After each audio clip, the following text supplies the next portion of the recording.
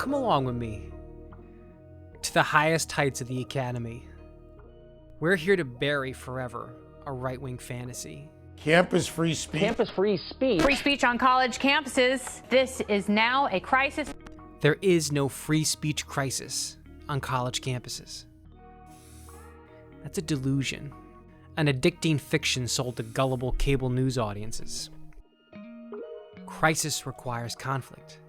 Crisis requires warring parties. And on campus, the war is over. We're visiting 3 schools with 3 professors who dared to dissent. Come see what happened to them. Come see what the winners can get away with now that the crisis is over.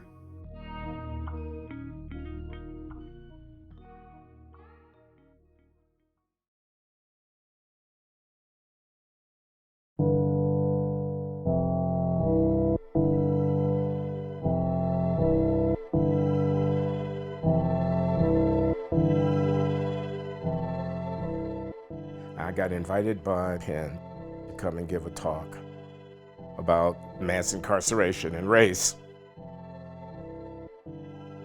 And then there was this person in the audience, Professor Loury. You say that there are too many blacks in prison. I beg to differ. I think there are too few blacks in prison, to be honest with you. Because if you look at the crime rate, there arguably could be even more blacks in prison. And it was Amy Wax. I thought she was a formidable thinker with challenging ideas and something interesting to say. I thought she'd make for an appropriate guest. We were talking about affirmative action. I have long held the view that if you use different criteria for the black applicants than you use for the white applicants, then as a statistical necessity, you're going to get, on average, different performance by race amongst the students who have been selected. It seems to me that that's like obvious, okay, that just like has to be true. And it was me asking her, in effect, is your experience consistent with my prediction? And her saying, yeah, sure is. You know, here's a very inconvenient fact, Glenn. I don't think I've ever seen a black student graduate in the top quarter of the class, and rarely in the top half. How unusual is it to hear anyone who's a professor at one of these main schools directly speak to this particular phenomenon? Like, it's unheard of. And in fact, I have a hard time saying it.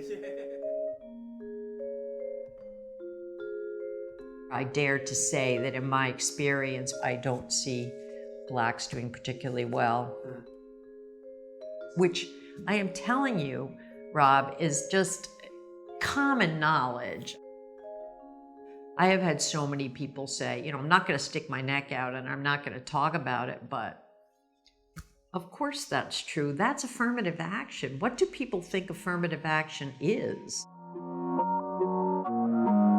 Wax's remarks rocket through the academy and spill out into the popular press. Law school dean Theodore Ruger officially denounces Wax as a liar, insisting she spoke inaccurately, and the dean holds a private meeting to solicit student grievances. Why does Amy Wax continue to work here? What's taking so long? And why does it have to be the onus of the student to get somebody out of here who is physically and emotionally harming all of us? Those are profoundly important and good questions. He still works here, and that sucks.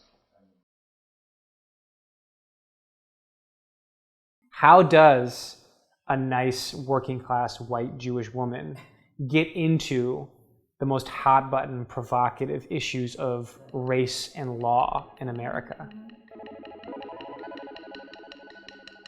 I was just your ordinary, boring Jewish girl from upstate New York. The anti-Semitism that we knew existed, we never dwelled on it. We recognized prejudice, but we never brought it home to excusing failure. That was completely forbidden. I was valedictorian in Troy High School. The Ivies had just opened to women, so I went to Yale.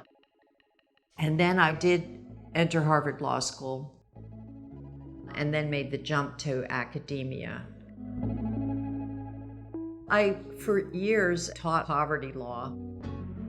And when you engage those topics, you cannot avoid sort of wading into racial issues. The dominant thinking has become much more focused on systemic or structural racism as the global explanation for everything. I was always very skeptical of that. What's broken? I think that centuries of persecution have generated patterns of behavior among the Black community that are, frankly, dysfunctional. Those patterns are far, far more important than discrimination presently. The thing that's so attractive about her is that she's just willing to deal with dangerous ideas in the way that basically no one else in the academy is, right? Right. And that's what keeps getting her into trouble. This is Jared Taylor. For 40 years, he's been speaking his finely polished sentences on primetime news. Two Issues is Jared Taylor. Today, with a provocative author, editor, speaker, Jared Taylor, editor. And in brutally beige hotel conference rooms all across the country. Thank you. And his core beliefs, as far as I can tell, are he takes great pride in having white skin. But being white is an important part of my identity. He thinks America was designed to be a homeland for white people. Our ancestors built this country for us and not for strangers. Now, Amy runs a small seminar about conservative thought, and she invites Taylor to come speak to her class. It makes sense to invite him. He has his philosophical tentacles buried in some parts of the modern right. This is Nick Fuentes, the Gen Z alt-right all-star, speaking at a Taylor conference just a couple years ago. I want to give a big shout out to Jared Taylor and really say thank you, he's over there, for everything that he does. Fuentes has since evolved into a close advisor of Kanye West. Nick, can you pick that up and expound on that? It's where to begin. But Taylor's presence prompts another scandal on campus, and Dean Ruger denounces Amy as a white supremacist. And if I ask my dean point blank, please tell me what Jared Taylor's core beliefs are and positions are, he could not do it. And my students can't do it either, which leads me to my rationale for inviting him, so that they can learn about conservative political legal thought from moderate to far right and what that thought actually consists of. That's called an education. I think it is possible to imagine somebody who has dissenting views of a sort that are so disturbing that we would think about their role in our community.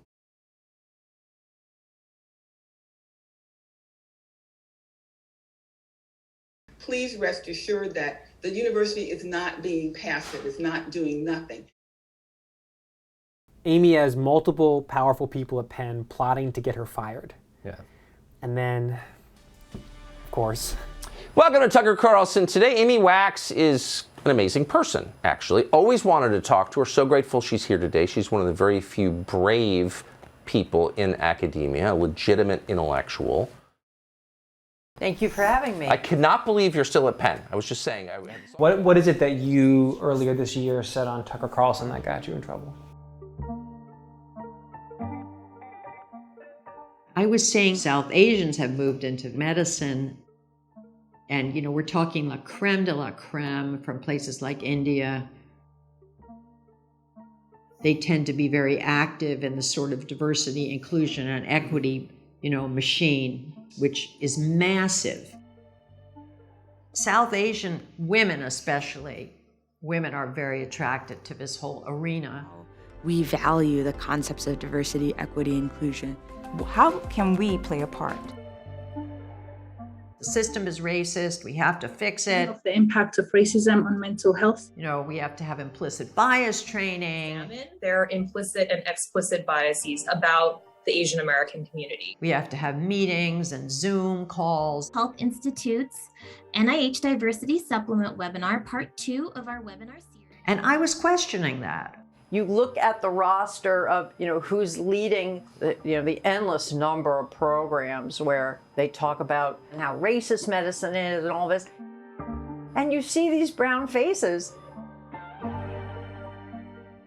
Why would someone leave their native country and come here seeking better opportunities, be given those better opportunities, be welcomed into profession, and then turn around and tell us what an awful, racist, hideous country we have? We give them every opportunity, and they lead the charge on we're racist, we're an awful country, we need reform.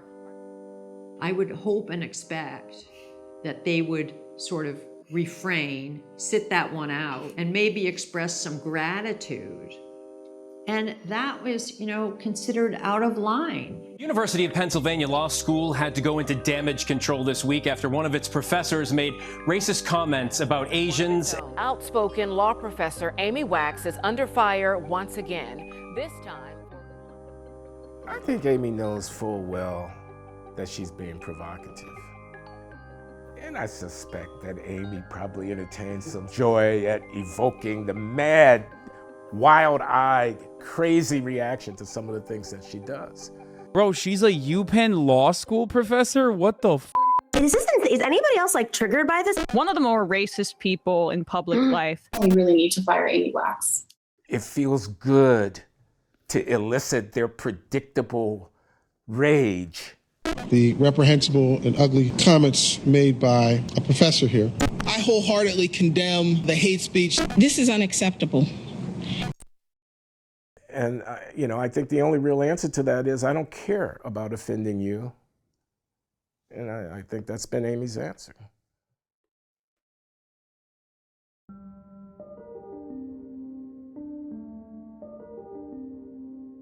March 2022. Dean Ruger formally initiates disciplinary procedures against Wax, citing her flagrant disregard of the standards of the university. He tells Wax that her comments have led to lasting trauma, leading some students to deliberately steer clear of her class and leaving others feeling extremely vulnerable and afraid. Ruger warns she faces a major sanction.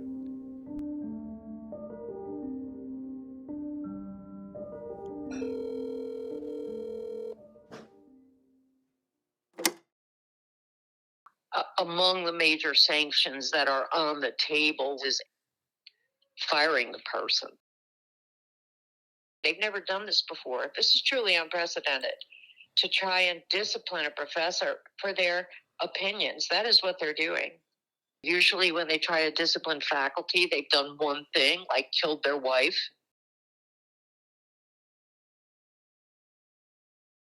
They want to basically eviscerate tenure and turn it into an empty piece of paper.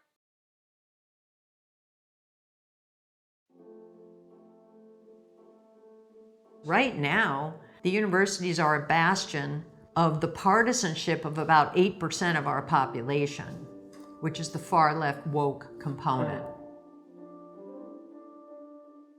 You need to get out. Yeah, right now. Look at me. Yes. Look at me. Yes. And they are the ones who run the place.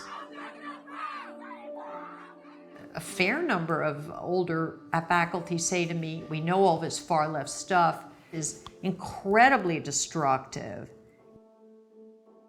It's going to bring down these structures, these institutions that have been built painstakingly over generations. But we're not going to do anything about it. It's too much trouble.